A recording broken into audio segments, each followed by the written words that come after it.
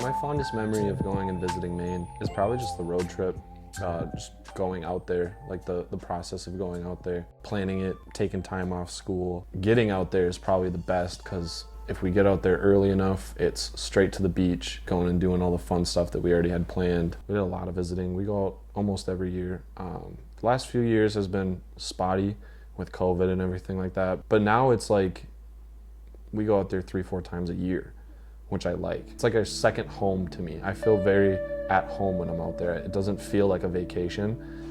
It feels like I'm going home. Growing up in two places has made us a lot more well-versed and a lot more outgoing with people.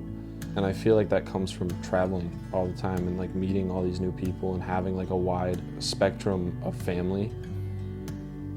Seeing people I haven't seen in like years. And they're like, oh, I used to hold you when you were a baby and like this and that. Like I still feel like I have that disconnect, but that connection. But we stayed in touch mostly through video calls, phone calls, letters, and then just visiting as well.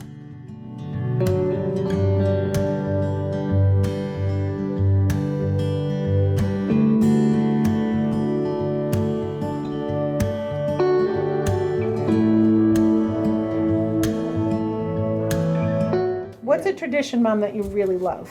Like the family tradition with the kids? Just having them around. I know. The amount of times that either I went out or you guys started coming here, it was always like, just like this. Just like, I said that on the way home, on the way to Costco yesterday. I was like, you guys, isn't this weird? We're just like, we ran home, we got our stuff, we're out. How do you think it affected our relationship when we moved away? I hated you. I hated everyone.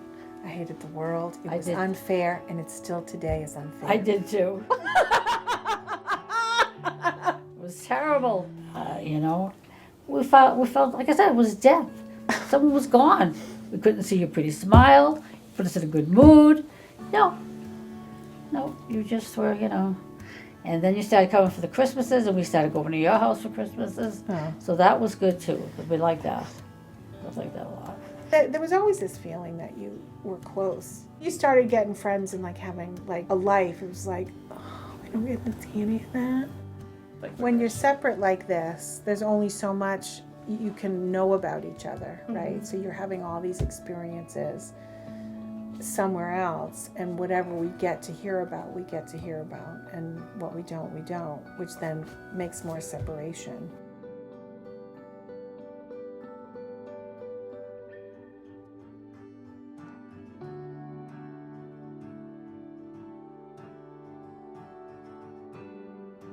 You babysat her one night on your shoulder.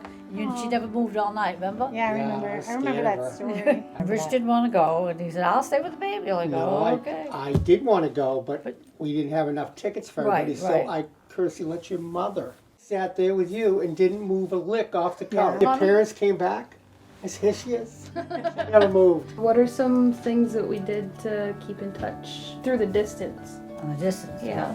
The phone, like you said, and the computer. I had a headset with a little microphone or something in it, I think. Didn't I? Or something to put on the desk, maybe? Used to play games on that with you. Some weird make a person and try to guess who it was or something. Then that went into bigger things, better things like all you guys have now, which are Instagram and Facebook, Skype, yep, all that stuff. It's also proof that we manipulated her enough in her first 4 years before she left us. know. Well, both of you, we did as a whole group.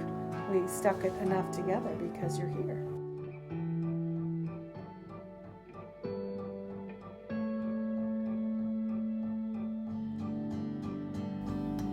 The most memorable moment of this trip that we made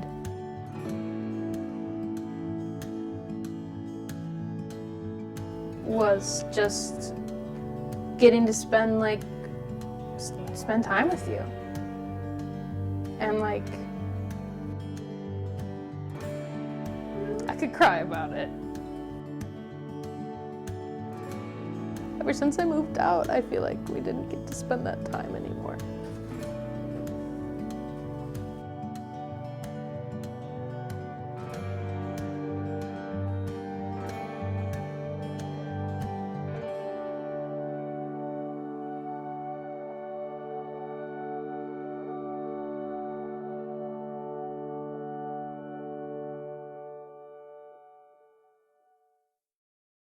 You guys left us, and we want you back.